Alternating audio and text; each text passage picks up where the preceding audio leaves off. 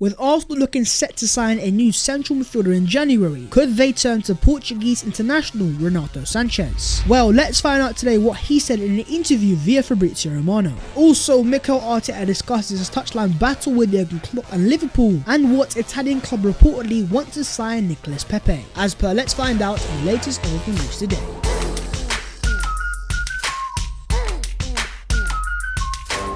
Yo, what is going on, guys? My name is Fabrizio and welcome back to your boy's channel. Your boy has been missing for a few days. I do apologize, but I think you guys can guess why your boy just wasn't here. Regardless though, a brand new week, so hopefully just a bit more consistency. As per though, smash a like on the video if you guys do enjoy it, and do subscribe to your boy's channel if you guys are new. But let's get into the Arsenal news, and let's start off with Renato Sanches. He is a Portuguese international, 24 years of age, and most importantly, a central midfielder. And when it comes to Arsenal and that position, right now Arsenal really only have two experienced proper options in Granit Xhaka and Thomas Partey. Partey himself is going to AFCON in January, and Xhaka right now is injured. And so with the clear lack of options, could Arsenal turn to the Portuguese international in the January transfer window? Well, Renato Sanches, speaking to L'Equipe today via Fabrizio Romano, has said maybe AC Milan and Arsenal are interested, but I don't know. I've spoken to my agents, I know which clubs are calling me, but I can't say right now, but I know I'm ready. If an offer comes in, I'll find out what's best for me. So Renato Sanches is first things first confirmed there to Fabrizio Romano he is ready for a transfer, but secondly, the fact that he's both name dropped AC Milan and Arsenal is a very key point, and for me it's kind of almost hinting the fact that Arsenal have spoken to this guy's people in the past.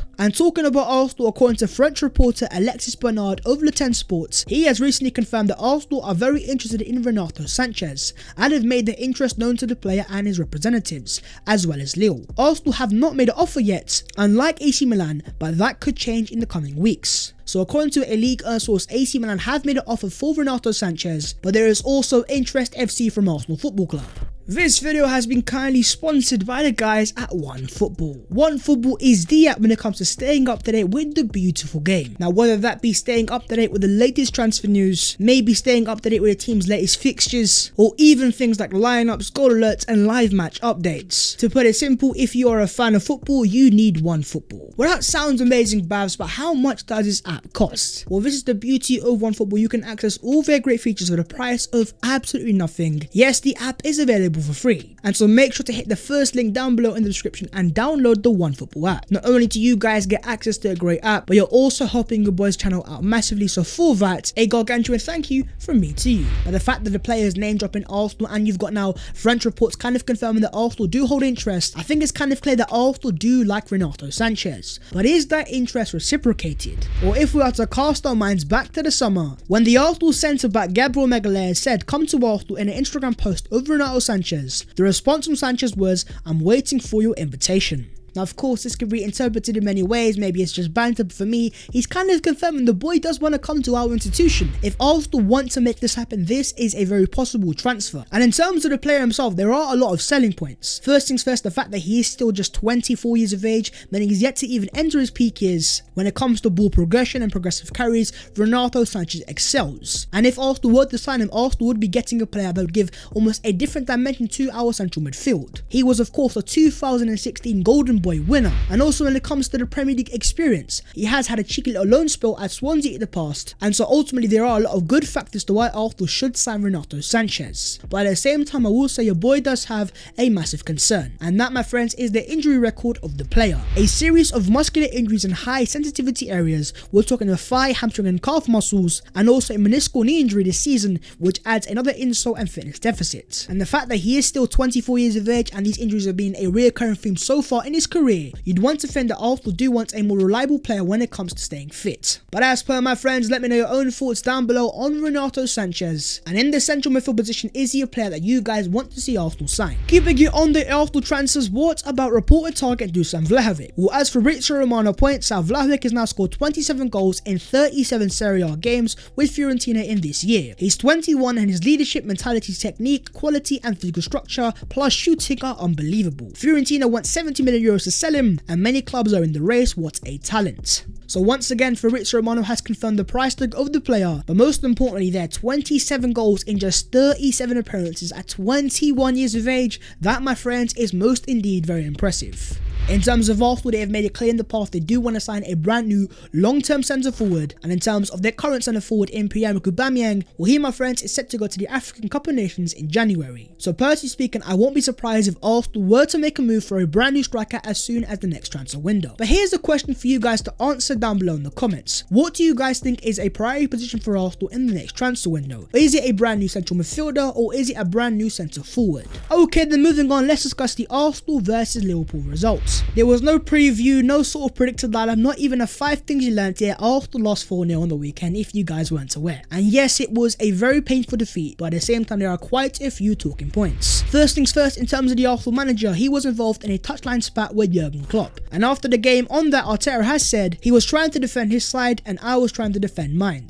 I think the atmosphere was incredible from the beginning, and that was it. Watching Mikel Arteta go head to head with Jurgen Klopp in that first half, I want to see that from a manager. I want to see passion. I want to see my manager defend his players. But at the same time, with hindsight, you could argue it was a massive error, because after that, Liverpool's fans were up for it, the manager was up for it, and also their players. Now when it comes to that first half, I won't lie to you guys, I did see an Arsenal team that was low-key competitive, and it was for me a small positive in the entire game. Not only did I see an Arsenal team that was solid in defensive phase, but also when it came to going forwards and counter-pressing, Arsenal were efficient. And there was also a few occasions where Arsenal managed to play out the back and play through one of the best presses in the world. But ultimately, with it being a 4-0 defeat, is never going to be positive. And one of those, of course, was the build-up, and as pointed out here, Arteta needs to find alternative routes to build up at times. Playing more into the wide channels like West Ham did would have been an example of that, or going more direct into the front too at times, like Brentford did. Constantly playing short versus Liverpool's press is not a good idea. Now don't get it twisted, in the first half there were instances where it was working off, but in the second half when Liverpool amped up the pressure and started pressing, it caused Arsenal to make mistake after mistake. First it was Sambi, then it was Tavares. When you have a young team, yes, you're always going to make mistakes, but when you make the mistake time and time again, it's down to the manager to be more proactive and to realise if you keep doing it, you're going to keep causing yourself more issues. Even though Liverpool are the far better team, that second half exposed Arsenal's lack of experience and also naivety when it comes to these big games. And potentially it was a game if Arsenal had more experienced players like Kieran Tierney and Granit Xhaka, it could have been potentially not as bad as it ended up being. But overall, when it comes to the team that is Liverpool, you guys have to understand this is a team that is 4 or 5 years ahead of Arsenal, and where they are in their development stage, these guys are ex-champions of Europe and also champions of England. In terms of after the game, Aaron Ramsdale on the defeat, he says, "I think it shows the quality they've got and where we want to get to. This game isn't going to define our season. It was one of those nights, but it's a marathon, not a sprint. And this team will go again. We will learn from tonight." That is a sort of mentality that I want to see from my Arsenal players. Because yes, it ultimately was an embarrassing result and there's no hiding that. But when it comes to the character of these players, you will find out now more about these players after a massive loss than you find out after a win. But at the same time, your boy does not want to go too much over the top. I have seen this team go 10 games undefeated, I've seen Arsenal fans happy, and I've seen players and promise. And so as painful as the situation was, hopefully these players can learn from it, learn from the experience and grow from the overall situation. But what do you guys make of the defeat at Anfield, the 4-0 defeat of course against Liverpool? Where does this leave Arsenal? What are your thoughts on the Arsenal manager and the Arsenal players? In terms of your boy, it's time to dust ourselves off. Newcastle Sunday, we move, and yeah, let's see what happens there. Okay, then moving on to the other Arsenal news today, and starting off with Arsenal winger Nicolas Pepe, and could he be on his way to the Serie A? Well, according to a report in Italy, Nicolas Pepe is atop of AC Milan's wish list, with manager Stefano Pioli keen to sign the Ivorian in January. Now ultimately, in terms of the player, of course, Nicolas Pepe, he could have actually gone to the Serie A prior to coming to Arsenal. Before Arsenal signed the player, it was Napoli that were heavily interested in the player. But of course, since coming to the Premier League, let's just say things just haven't gone to plan. The fact that he's no longer a starter for Arsenal, I can see why other teams around Europe have interest in the player. What do you guys make of the player that is Nicolas Pepe? And if Arsenal were to sell the player, what sort of price tag do you guys want to set on Arsenal's record club signing? Arsenal in the Premier League so far this season: 12 matches, 6 wins, 2 draws, 4 losses, 13 goals scored, 17 goals conceded, a -4 goal difference, 20 points and 5th position. Now ultimately, in terms of 5th, I guess that's low-key a positive, but a -4 goal difference as well, that is certainly a negative. But ultimately, in terms of that game against Liverpool, it wasn't really a decider for top 4. In fact, Arsenal are still in 5th place, only 3 points off the top 4. And so when you look at Arsenal's next 6 fixtures of Newcastle, Man United, Everton, Southampton, West Ham and Leeds, these games for me are far more important and games that we can kind of ultimately see where this Arsenal team is. But as per, what do you guys make of the current Arsenal team, and most importantly, where do you guys think we are going to finish? Even after that 4-0 defeat, dare I say, is the top 4 still on? But that is the video there and there, my friends. If you guys have enjoyed, make sure to go down there and smash a like on the video, and also do subscribe to your boy's channel if you guys are new. If you would like to follow your boy on them social medias, then the links will be down below in the description. But that was the latest Arsenal news today. Renato Sanches, Liverpool away. It was painful, but now it's Newcastle on Saturday. We move on, we keep moving forward, and let's see where it goes. Until then, my guys, I will see you later. And